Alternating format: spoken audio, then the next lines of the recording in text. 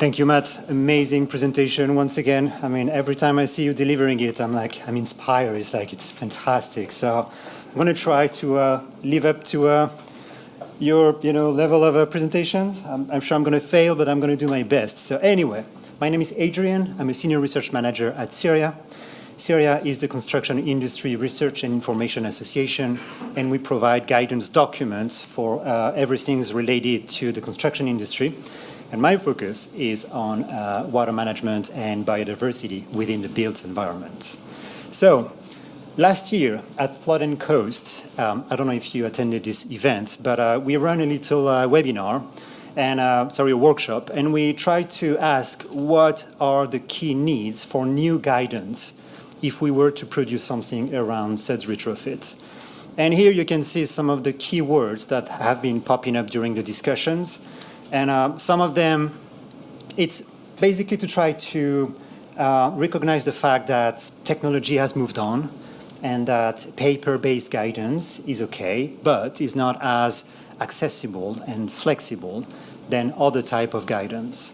So here you can see something that's, guidance that is easy to use, searchable, including entry point for different audience, accessible, etc., etc. And so with that feedback, we took that in account, and we are now working on what we call the Rainwater Management Platform. And Matt just showed you a very quick picture of what it means.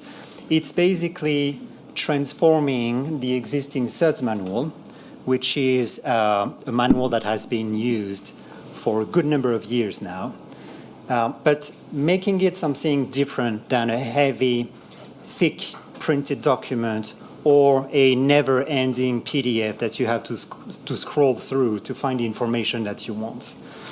But it's not only that. We also want to recognize the shift in philosophy around rainwater. What Matt has just discussed and presented on, we want to try to incorporate those into what was before the SuDS manual. In a word, maybe shifting away from drainage and gathering and welcoming the whole rainwater management cycle within this document. We want it to be completely free, so that when it's going to be released, it's not going to be behind a paywall, so everyone can access it, which is one of the key things. And actually, before I continue, just want to mention that we are developing this software thanks to a grant, innovation grant that we got from Ofwat. So we are very excited that we can make it happen thanks to this influx of funding. It's going to be interactive, which means that the user can actually ask questions and find the information that is wanted very quickly and easily. But also, because it's online, it's going to be supported by a whole host of different type of formats, so videos, graphics, photos, and those can evolve over time. And also, we want it to be agile and modular, which means that the last SuDS manual was published in 2016. We don't want to wait another 10 years to update it with new learnings and new findings and new technology.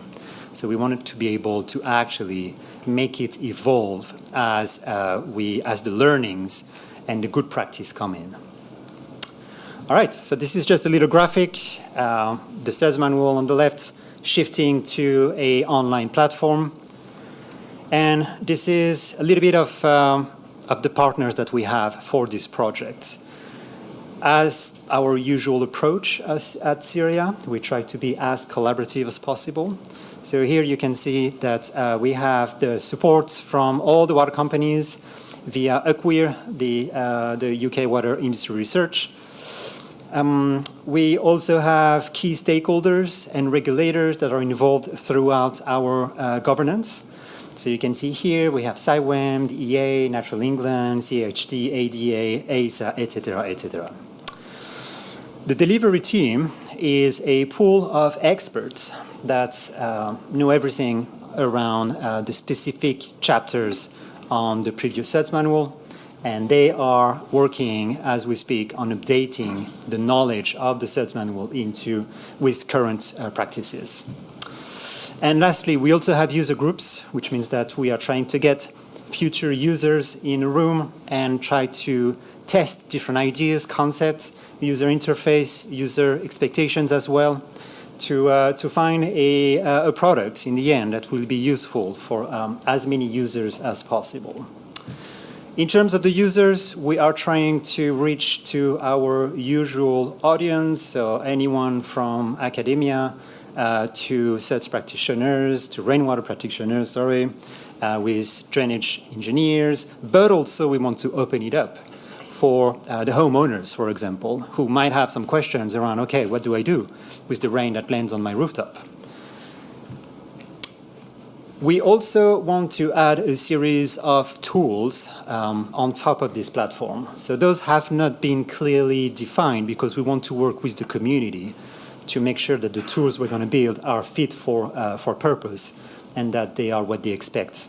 But some early ideas that we had would be for the rainwater management platform to give us some standard designs or some templates and specifications, or a operation and maintenance manual for certain type of rainwater management devices. The next step, so we started about actually a year ago, and we will have a first version of the tool at the end of the summer, and then it will be fed with the content as we produce it throughout 2027. And we will use SuDS, our committee of practice around sustainable drainage, as one of the testing board for that project to get some live feedback and try to adjust as we go along. Try to keep this agile approach as much as possible. Okay, this is just a little bit, just because at CIRIA we produce very many different guidance documents, and I just wanted to try in a graphic to represent where the rainwater management platform sits within the work that we do at CIRIA. So we have a series of tools. So one of them is CIRIA Best, which is about estimating the benefits of blue-green infrastructure and making the business case for when you want to go away from business as usual and shift from gray assets to blue and green solutions.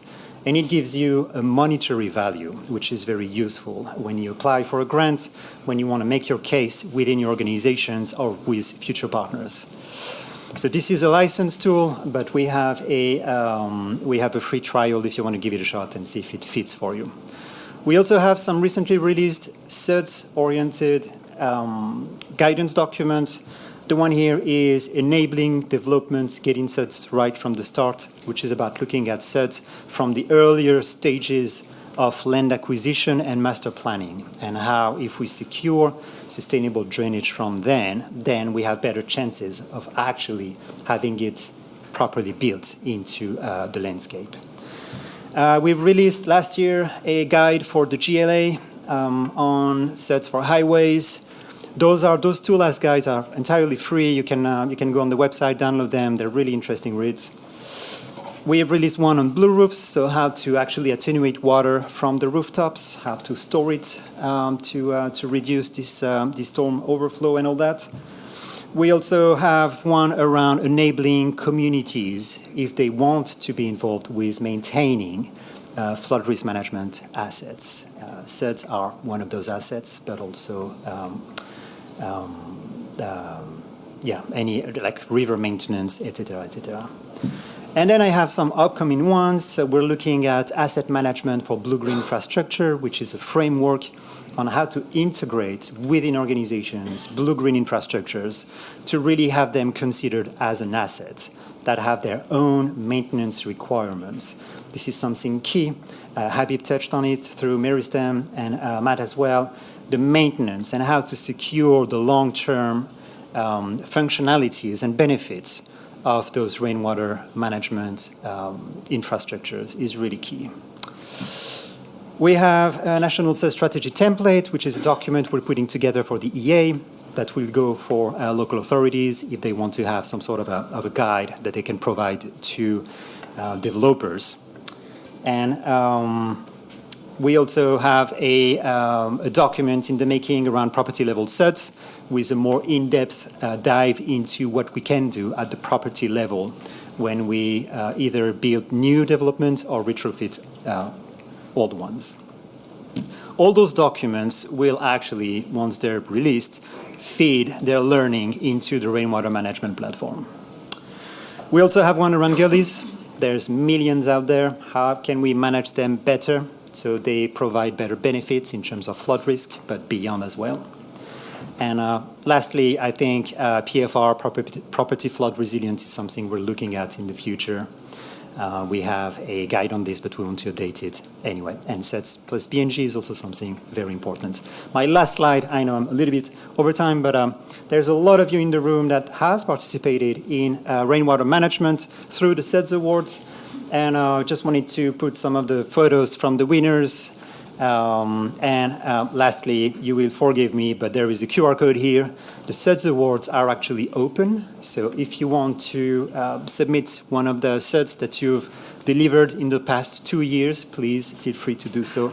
We would love to receive more and more of those best examples. And that's it for me. Thank you very much.